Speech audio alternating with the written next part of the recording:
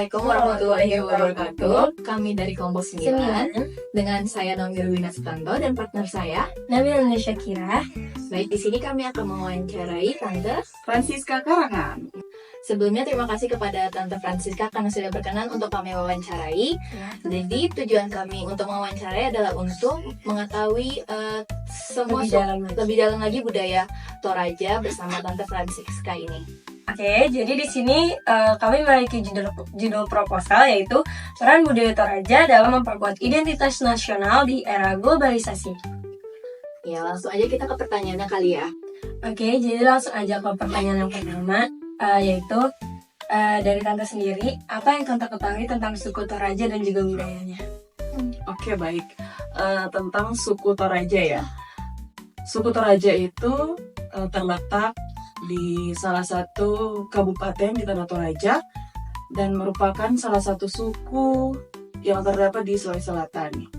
Yang saya ketahui di Toraja itu sendiri, suku Toraja itu sendiri memiliki adat istiadat atau tradisi yaitu rambu solo atau kedukaan dan rambu tuka atau sukacita. Baik, untuk pertanyaan keduanya itu kan di generasi sekarang itu tuh budaya dan suku itu sudah lumayan terlupakan gitu ya di generasi muda sekarang ini, dan banyak remaja yang sudah tidak mau mengenal lagi suku budaya yang sudah terlupakan. Nah, menurut Tante sendiri nih, seberapa penting sih suku Toraja ini untuk diperkenalkan kembali kepada generasi muda di zaman sekarang ini, Tante? Menurut Tante sendiri sangat penting ya untuk dilestarikan kembali karena seiring berjalannya waktu anak-anak itu kan malah senangnya dengan kegiatan ya, sedangkan budaya-budaya itu dilupakan. Dan pentingnya Toraja dikenalkan kembali itu karena adat istiadat di Toraja itu membuat tali silaturahmi itu semakin erat kembali. Ya. Oke, Tante, jadi langsung aja lanjut ke pertanyaan ketiga. Dari Tante sendiri nih pernah ngeliat nggak sih tentang tradisi rambu solo itu, dan menurut Tante itu apa pendapat Tante mengenai tradisi rambu solo itu? Oke, untuk melihat dan menghadiri kali ya. Sudah beberapa kali. Salah satunya waktu nenek saya meninggal. Dan kalau kegiatan rambu solo itu sendiri sangat panjang ya rentetan acaranya. Bisa memakan waktu sekitar sebulan 2 bulan. Lama banget ya, Tante. Untuk dari pembuatan alang, terus lanjut acara pemindahan jenazah dari rumah ke tempat adat, terus dilanjutkan silaga tedong itu adu kerbau. Oh iya. Setelah itu besoknya lagi dilanjutkan acara pembukaan, biasanya ibadah, dilanjutkan terima tamu, itu semua sanak saudara dari berbagai kalangan, dari berbagai tempat akan datang untuk, kalau bahasa sininya ziarah kayak takziah ya. Nah, biasanya datang untuk melihat upacara itu sendiri. Setelah itu besoknya potong kerbau. Potong kerbau. Jadi kerbau itu yang disiapkan oleh keluarga-keluarga dari entah dari saudara, anak, cucu, nanti akan dipersembahkan di situ. Jadi kayak kalau Toraja itu sendiri, kerbau itu sebenarnya simbol untuk menghantarkan arwah-arwah atau jenazah arwah yang telah meninggal untuk sampai ke atas. Sebenarnya itu ya. Terus hari selanjutnya penguburan. Itu selesai. Jadi hewan kerbau itu ikonik banget gitu ya di suku Toraja. Iya, kerbau itu kalau acara rambu solo itu ada minimalnya kadang. Oh iya. Udah ada. Minimalnya berapa? Ada yang 20. Tergantung strata di sana. Di sana kan ada strata tuh. Dan perlu diketahui pada saat acara rambu solo itu tidak diperkenankan ada ayam. Kenapa tuh, Tante? Kalau ayam itu kan simbol sukacita kalau di sana. Jadi tidak boleh, tidak diperkenankan. Oh iya.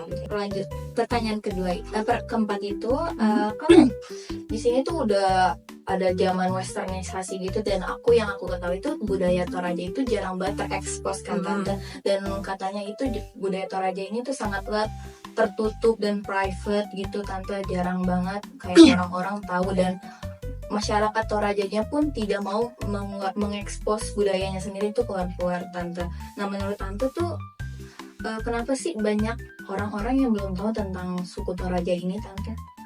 Oh, kalau aku pribadi sih kayaknya udah lumayan terekspos ya. Kalau budaya ini, kalau dibilang tertutup sih juga tidak. Malah dibuka untuk umum. Dan pada saat acara penerima tamu itu biasanya orang-orang luar yang ingin menyaksikan tuh akan disiapkan tempat untuk itu, dan akan disiapkan makanan. Di sana kan kebanyakan makanannya kan apa ya bahasanya? Tidak halal ya. Di sana kan ada babi nih. Nanti kalau untuk ada tamu dari luar Itu disediakan yang baik gitu, ya, halal gitu. dan itu udah cukup sangat terekspos sih, karena sudah banyak di TV kan. Iya benar-benar. Dan yang saya tahu itu adat ini itu lebih terkenalnya di mancanegara, karena di Toraja itu banyak turis gitu. Oh benar-benar. Jadi sama kayak Bali ya kan? Jadi katanya itu yang kalau di luar negeri itu yang dikenal kalau nggak Bali Toraja gitu. Sebenarnya dia lebih terkenalnya di mancanegara sih. Iya, maksudnya kayak di generasi kita ini banyak yang nggak tahu. Iya, sebenarnya seru banget ya kalau tahu. Berarti lanjut ke pertanyaan selanjutnya kan, Tante.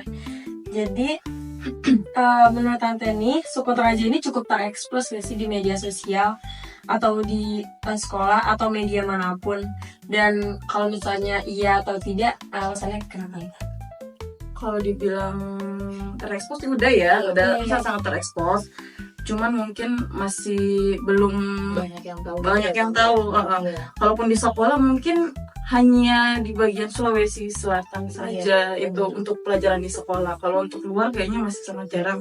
Kayak di kantor saya itu orang-orang paling taunya mayat berjalan, katanya mayatnya bisa berjalan gitu kan.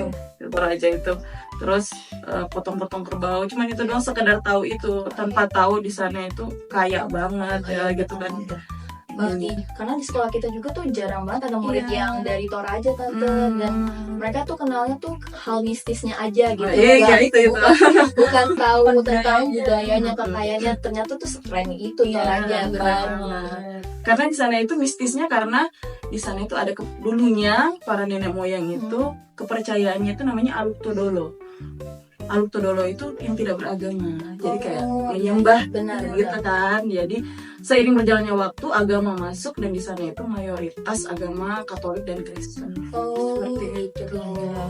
Tapi kalau nenek-nenek yang dulu itu masih menganut kepercayaan Aluk Todolo. Aluk Todolo itu tidak ada agama, kayak ateis.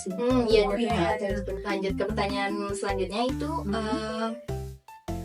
ke suku Toraja ini gimana sih cara generasi muda ini bisa mengenal suku Toraja di zaman sekarang itu? Karena kan sekarang tuh katanya tuh suku Toraja udah mulai hilang, bukan suku Toraja aja sih, tapi banyak lagi suku-suku lain yang sudah mulai hilang gitu, Tante. Dan yang anak generasi muda yang tahu sekarang tuh cuma suku Bali gitu ya, Jawa yang mayoritasnya gitu loh, Tante. Iya. Oke. Gimana cara mempertahankan ya? Iya. Mungkin dimulai dari keluarga itu sendiri sih. Maksudnya keluarga dari kayak saya ini, saya kan juga turunan Toraja tapi menikah dengan Jawa nih. Oh iya. Ya perannya saya di sini yang mengenalkan ke anak kan ya. Bagaimana? Jadi kayak setiap ada kegiatan, mungkin pesta adat di Toraja, minimal saya bisa mengikutkan anak-anak saya gitu. Agar tradisi-tradisi sana tidak terlupakan oleh anak saya yang notabene keturunannya udah 50-50 nih gitu kan. Iya, benar. Nah, mungkin lain-lain itu mungkin edukasi kali ya ke masyarakat lokal tentunya, karena sekarang ini sudah banyak yang kayak ke barat-baratan gitu kan. Iya, westernisasi ya, Tante. Jadi lebih kayak mending ikut ini nih ikut gitu, tren biar anak-anak Iya benar. kenal ya kan, biar bisa benar-benar mereka tuh lebih memilih ikut tren dari luar daripada untuk melestarikan. Iya benar, Tante.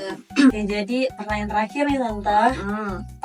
Kan di Indonesia ini marak banget nih globalisasi, kayak orang-orang tuh udah mulai ke barat-baratan, terus udah kayak melupakan nih tradisi lokal. Terus banyak yang ngikutin tren dari Iya, luar iya. gitu ya. Khususnya kayak misalnya kayak di sekolah kami nih kayak jarang banyak yang tahu tentang suku Toraja ini.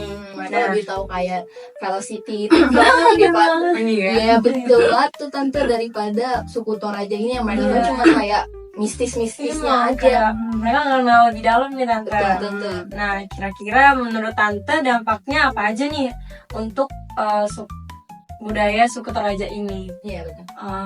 Kalau aku sih sebenarnya bagus sih ya modernisasi ini ya, karena ada dampak positifnya. Karena sekarang ini kan banyak nih anak-anak muda yang kreatif nih. Oh iya. Dan saya lihat juga banyak yang sekarang memanfaatkan itu untuk mengenalkan budaya. Di Toraja itu aku banyak ngelihat anak-anak itu konten kreator gitu.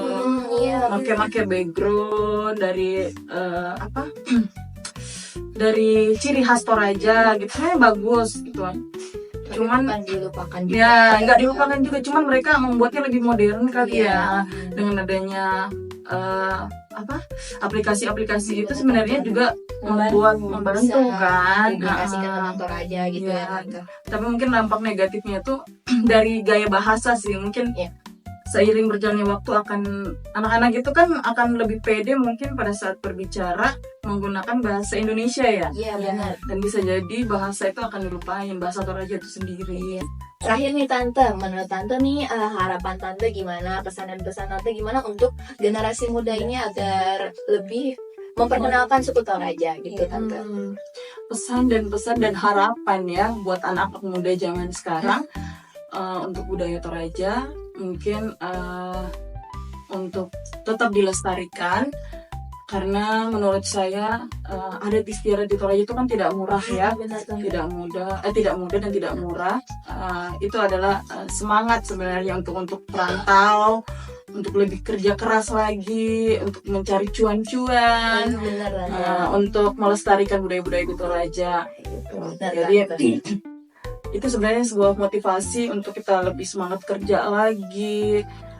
Jadi berkobar nih jiwa semangat. Benar. Coba.